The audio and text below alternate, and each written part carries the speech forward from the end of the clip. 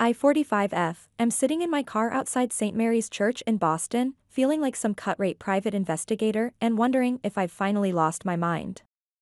My husband, 47M, is supposed to be at a business conference in Chicago.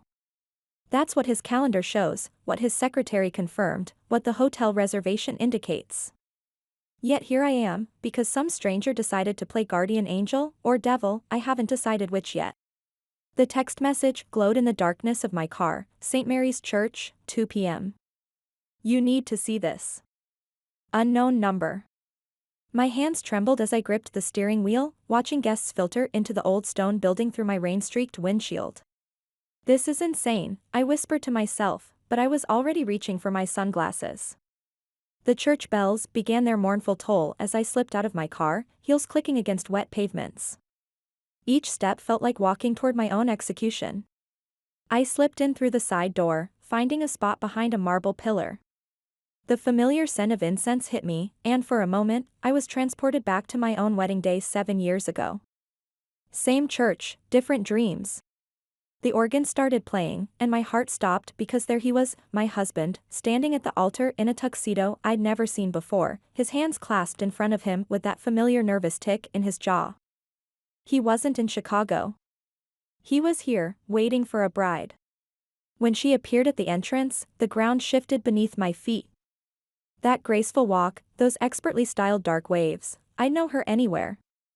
My best friend since childhood, the woman who helped me pick out my own wedding dress. Dearly beloved, the priest's words faded into white noise as I watched them exchange vows. My husband and my best friend, promising to love each other until death do them part, just like he promised me, just like we all promised each other when we were kids. No secrets, no lies, friends forever. I don't remember leaving the church, don't remember the drive home. But I remember the moment I decided, sitting in our kitchen, our perfect, magazine-worthy kitchen that he insisted on remodeling last year, watching the sun set through windows that suddenly felt like prison bars. My phone buzzed, conference running late, don't wait up. I poured myself a glass of his favorite scotch, the one he saves for special occasions. The liquid burned my throat as I swallowed, and I welcomed the pain. It was real, unlike everything else in my life. Another text from the unknown number, now you know. What will you do about it? What will I do? I laughed, and it sounded foreign to my ears, sharp and dangerous like breaking glass. I opened my laptop and started digging. Because that's the thing about betrayal, it's not just about the act itself. It's about the elaborate dance of lies that came before it, the carefully constructed alibis, the practiced smiles, the casual touches that meant nothing. As CEO of my family's company, I have access to resources most people don't. And as I started pulling financial records, a pattern emerged. Mysterious transfers, offshore accounts, property purchases under shell companies. This wasn't just about a second marriage, this was something bigger, something that involved his mother, Laura, 68F, and a web of financial transactions that made my blood run cold. The sun set completely, leaving me in darkness, but for the first time today, I could see everything clearly. The old photo album feels heavy in my lap, each page weighted with memories I can't trust anymore. There we are, my husband, my best friend, and me at 16, sprawled on my parents' lawn. His arm is around both of us, and we're laughing at some forgotten joke. The edges of the photograph are worn, like everything else about that summer. But now I see what I missed back then, the way he looked at both of us, calculating, measuring, planning. Even then, he was playing a long game I never understood until now. Tonight, I'll play the dutiful wife. I'll pretend I don't know anything. But tomorrow, I start gathering evidence. Because sometimes the best revenge isn't about getting even, it's about getting answers. And I have a feeling I'm about to uncover something much darker than a simple affair. The unknown number texts again, check the trust funds. Start with William's death. William, my father-in-law who died in a hunting accident 10 years ago. Suddenly, I'm wondering if it was an accident at all. I ordered Chinese. My husband's footsteps echo through our house, each one making my skin crawl. He's been home 3 days since the wedding, his second wedding, acting like nothing's changed, like he didn't just shatter everything we built. Remember when we used to get takeout with her every Friday? The words leave my mouth before I can stop them, sharp as broken glass. His smile doesn't quite reach his eyes. That was a lifetime ago. Was it? I saw her 3 days ago. She looked exactly the same. His chopsticks freeze halfway to his mouth, just for a second. Blink and you'd miss it, but I catch it. I catch everything now. Eleanor. He sets his plate down, approaching me with that concerned expression he uses on difficult clients. Have you been drinking? I laugh, and it sounds like my mother's laugh after Dad left. That's your move? Gaslight the wife into thinking she's crazy? I'm worried about you. His hand reaches for mine. I step back. When did it start? The question burns my throat. Was it before our wedding? During? Tell me, was I the backup plan or the cover story? You're not making any sense. But his left hand twitches, his tell when he's lying. I've spent 7 years cataloging his habits, learning his rhythms. Funny how clearly you see things when you're looking for the cracks. I was at St. Mary's on Tuesday. The words hang between us like smoke. Nice tux, by the way. Better than the one you wore at our wedding. The mask slips, just for a moment, but it's enough. His eyes go cold, calculating. This is the real version of my husband, the one I never let myself see. It's not what you think. Don't. My voice doesn't shake. I'm proud of that. Don't insult me with excuses. I watched you marry my best friend while I was supposedly your loving wife at home. What exactly should I think? He runs his hands through his hair, another tell. It's complicated. There are things you don't understand. Like what? The joint bank accounts you opened? The property you bought together?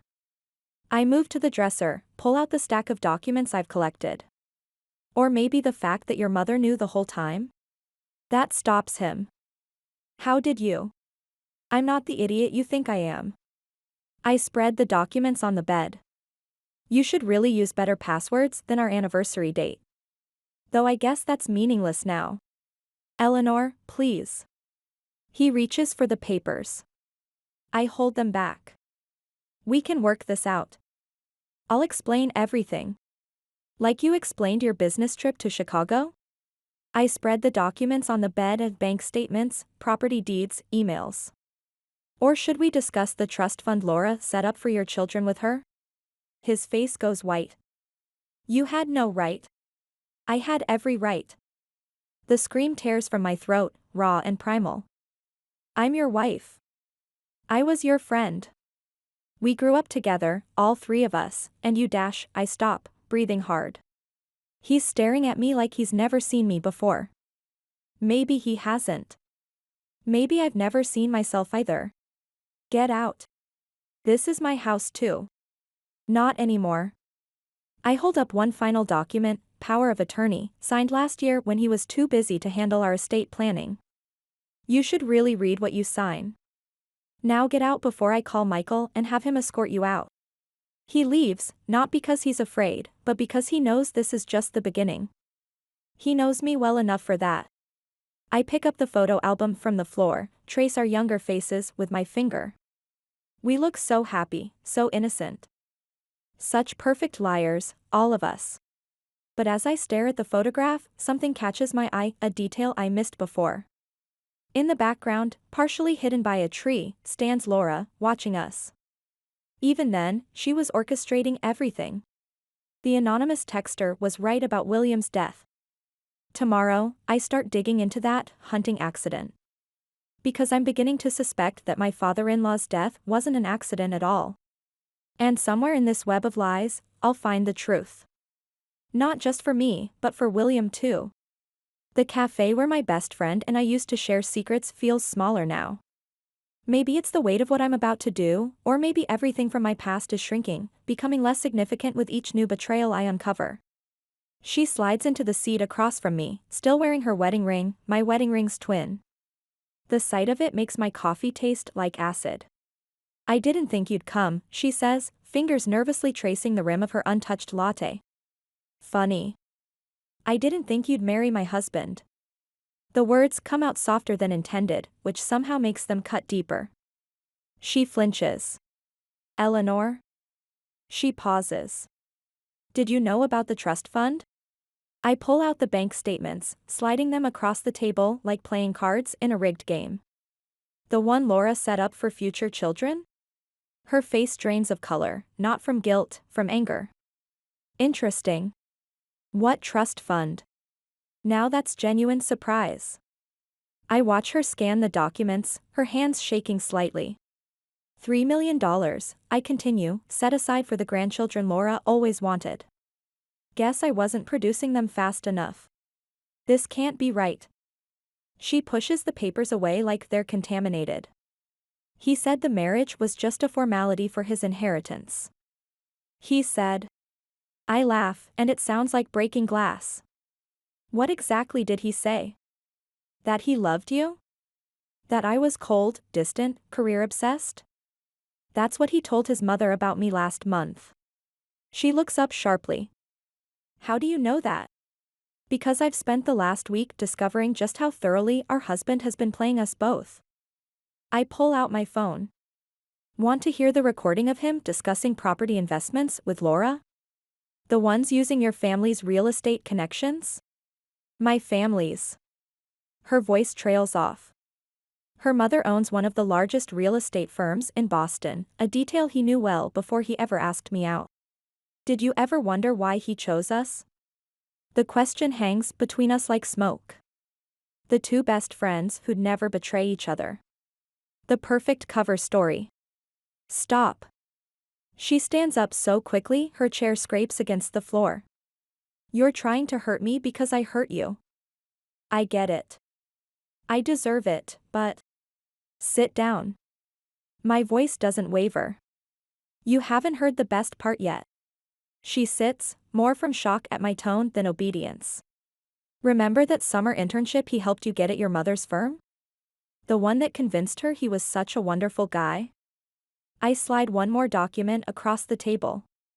Look at the date on that property transfer. Her hands shake as she reads. This is my mother's signature, but she would never sell her prime development property for half its value. She didn't know she did. Check the witness signatures. Her face crumples as she recognizes her own handwriting. I was just notarizing documents. He said it was practice for my license. While I was planning our wedding, you were unknowingly helping him steal from your own mother. The truth tastes bitter on my tongue. He played us both. The only difference is I figured it out before he could take everything. She looks up at me, really looks at me, for the first time since she sat down. What are you going to do? I stand up, gathering the documents. Wrong question. The real question is what are we going to do? We? You have two choices. Keep playing his game and lose everything, or help me take him down. I pull out one final document, a USB drive containing everything I've discovered. Your mother's company, my savings, Laura's reputation. He's built his entire plan on the assumption that we'd never compare notes. She stares at the drive like it might bite her. If this gets out, everything burns. I place my hand over hers, feeling the wedding ring that matches mine. But this time, we'll be the ones holding the matches. She closes her fingers around the drive, and I see a glimpse of the friend I used to know, fierce, loyal, unstoppable when crossed. When do we start? I smile, and for the first time in weeks, it feels real. We already have. Update 1, 3 empty wine bottles mock me from the kitchen counter, not my usual poison, but tonight isn't usual. The documents from my husband's office are spread across our dining room table, our wedding gift from Laura, ironically enough, like pieces of a puzzle I never wanted to solve. My phone lights up. Another message from him, please, let's talk about this rationally. Rational? Like the systematic way he built this house of lies? Like the calculated precision with which he chose his marks? The phone buzzes again, this time from her. Grace is asking questions. We need to move faster. I switch it off, but my hands won't stop shaking. The magnitude of what we're planning finally hits me. This isn't just about exposing him anymore, we're talking about destroying families, reputations, lives. The doorbell rings. For a moment, I consider ignoring it, but then I hear the key in the lock. Only one person besides my husband has that key. Jesus, Eli. Michael, 49M, steps into the dining room, taking in the chaos. When's the last time you slept? I wave vaguely at the papers. Did you know about William's suicide? Michael freezes. What? 10 years ago, right after the graduation. Officially, it was a hunting accident.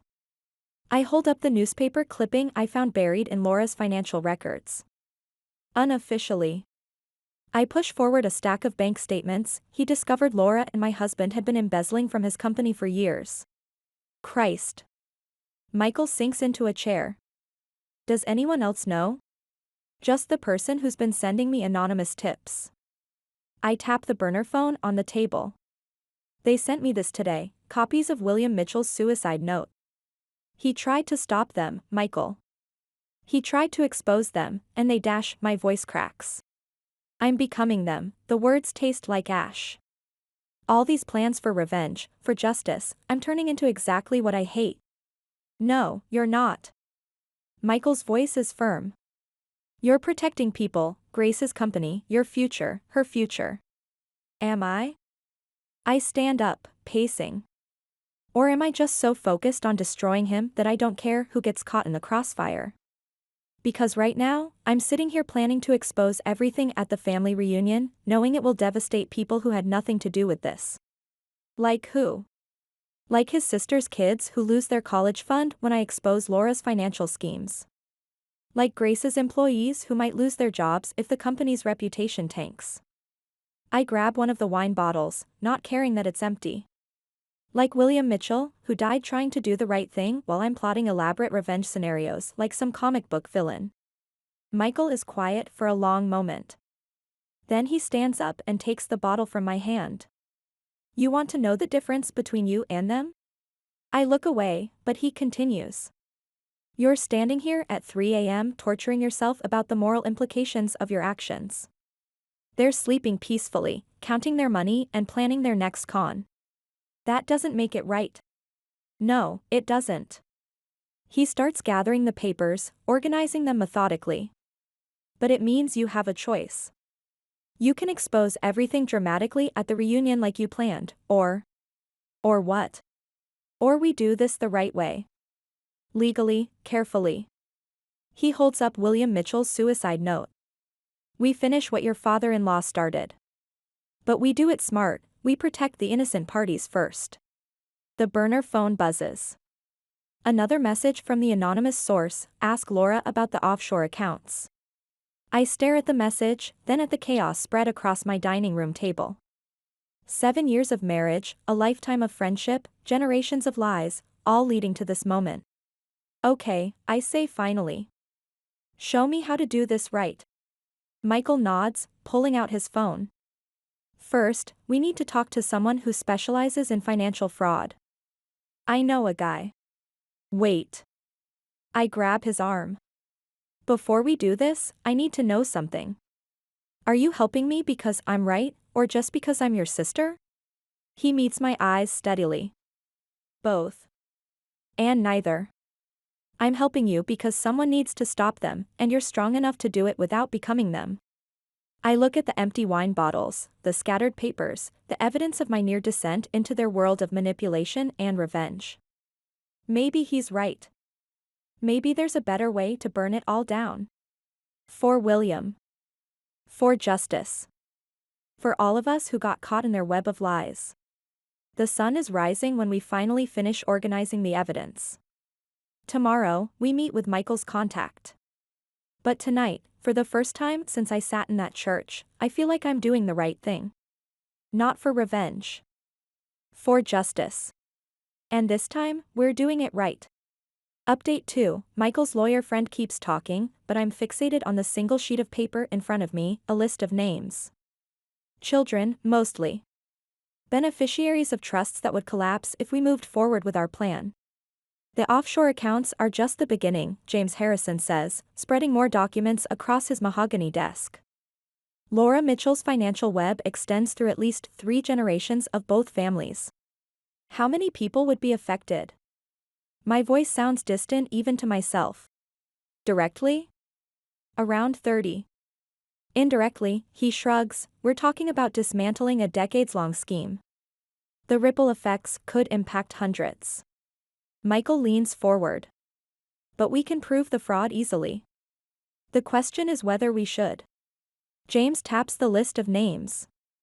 Some of these trust funds are supporting medical care and education. Stop. I stand up abruptly, moving to the window. Boston spreads out below, oblivious to the bomb we're about to detonate. There has to be another way. My phone buzzes. From her, Grace found the missing property documents. She's calling Laura today. We're running out of time, Michael says, reading over my shoulder. If Grace confronts Laura directly, everything falls apart anyway. I turn back to James. How long would it take to secure protection for the innocent parties? Weeks. Maybe months. We'd need to. The office door bursts open. Laura Mitchell stands there, immaculate as always, but her eyes are wild. I should have known you'd run to Michael. How did you? My daughter works in your building, James. Did Eleanor tell you that part? How many families she's willing to destroy for her revenge? That's rich coming from you. Michael stands, moving between us. Laura ignores him, focusing on me. You think you're protecting people? William thought the same thing. Look where that got him. The room goes silent. Even the city noise seems to fade. What did you just say? My hands grip the back of the chair, knuckles white. Oh. Laura's smile is razor sharp. Didn't your anonymous friend tell you everything? William didn't just discover our schemes. He tried to fix them, redirect funds to protect the beneficiaries. Just like you're planning. And you stopped him. The pieces click into place. The hunting accident was exactly that, an accident. But her eyes shift away. The point is, Eleanor, some structures can't be dismantled without destroying everything they support. You're not just fighting him or me. You're fighting generations of carefully balanced arrangements. Arrangements built on lies and theft. Built on necessity. Laura moves closer. Did he tell you why he married you? Your family's political connections, 3 generations of judges and prosecutors. The perfect shield. My phone buzzes again. Grace's name appears on the screen. Take the call, Laura says softly. Listen to Grace discover what her daughter's been hiding. Watch another family shatter. She pulls out an envelope. Or, we can discuss alternatives. Don't, Michael starts. What alternatives? My voice is steady, but my heart hammers against my ribs. A clean break. Generous settlement.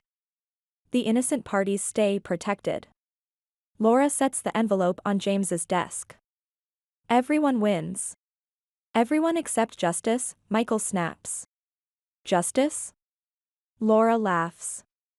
Ask Eleanor what she really wants, justice or peace.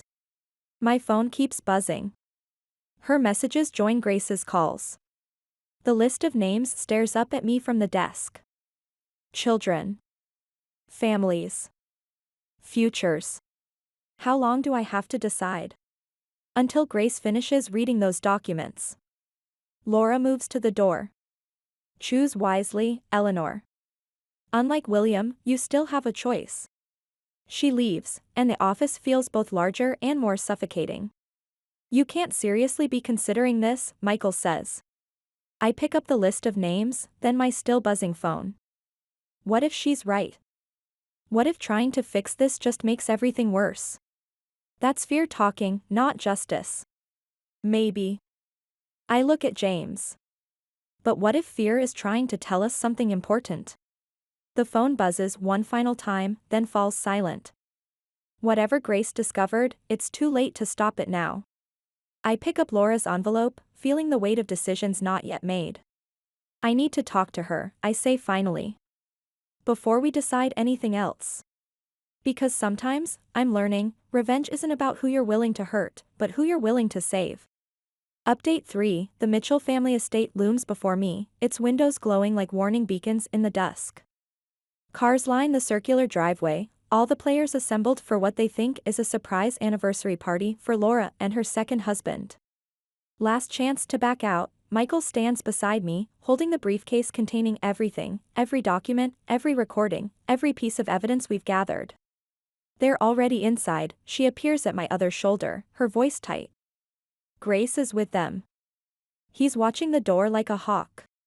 I adjust my black dress, funeral appropriate, though they don't know that yet. Laura's envelope presses against my ribs, tucked into my dress, her offer of silence still unopened, still a possibility.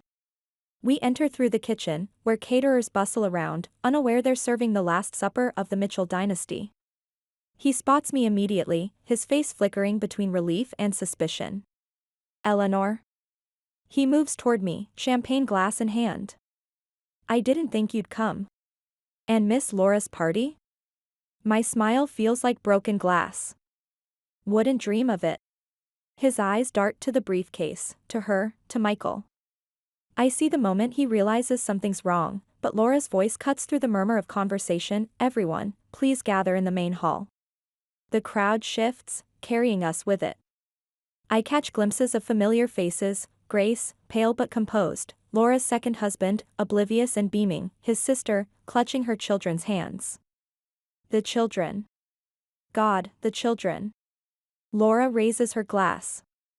Thank you all for coming too. Actually, I step forward, my voice carrying across the sudden quiet. I'd like to say something first. He moves toward me, but Michael blocks his path. She positions herself near Grace. Eleanor? Laura warns. Think carefully about what you're doing. I pull out the envelope she gave me, still sealed. I have thought about it. For weeks, I've thought about nothing else. I turn to address the room. About justice and protection. About who deserves the truth and who deserves mercy. Eleanor? His voice holds real fear now. Whatever you think you know. I know everything. I open the briefcase, but I don't remove the documents. Not yet. About William's death. About the trust funds. About your 2 marriages and Laura's schemes and every lie you've told to keep this house of cards standing. The room erupts in whispers. Grace steps forward, her face ashen. Honey? I'm sorry, Mom. Her voice breaks. I didn't know. Not until Eleanor showed me. Showed you what? His sister demands. What's going on?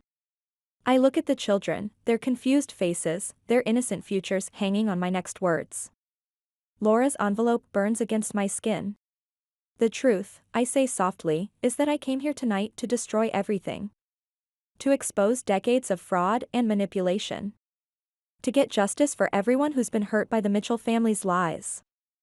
I pull out the first document, William's real suicide note. Laura goes very still. But standing here, looking at all of you, I meet his eyes, I realize there's something worse than being deceived. Something worse than being betrayed. Eleanor, Michael warns, but I continue. It's becoming the very thing you're fighting against. I strike a match. When did I take it from my purse? And touch it to Laura's envelope. The paper catches quickly, and I drop it into the briefcase. No. Michael lunges forward, but it's too late. The evidence burns, years of careful investigation turning to ash. With it burns my chance at justice, at revenge, at everything I thought I wanted. The fire alarm shrieks. Sprinklers activate. People rush for the exits, pushing past James's guards in the chaos. Through the smoke and spray, I meet Laura's eyes. She knows what I've done, chosen mercy over justice, chosen to protect the innocent over punishing the guilty. But her triumphant smile fades as I pull out my phone and press send. Because sometimes the greatest revenge isn't destruction, it's redemption. The police lights paint Laura's pristine kitchen in alternating red and blue. She sits across from me at the marble island, both of us dripping from the sprinklers, watching officers cart away boxes of evidence. The real evidence, not the decoy files I burned. Copies, I say quietly. Everything in that briefcase? Just copies. The originals went to the FBI an hour ago. And as I watch them lead Laura and my husband away in handcuffs, I realize that sometimes the truth doesn't set you free. Sometimes it just shows you who you really are. The last box from his study sits unopened on my kitchen counter. Through the window, autumn leaves scatter across the backyard where 3 kids once promised to be friends forever. My phone buzzes. Grace wants to meet with both of us. Some bridges can't be rebuilt after they've burned. But maybe we can build something new from the ashes. Because sometimes revenge isn't about getting even, it's about getting free.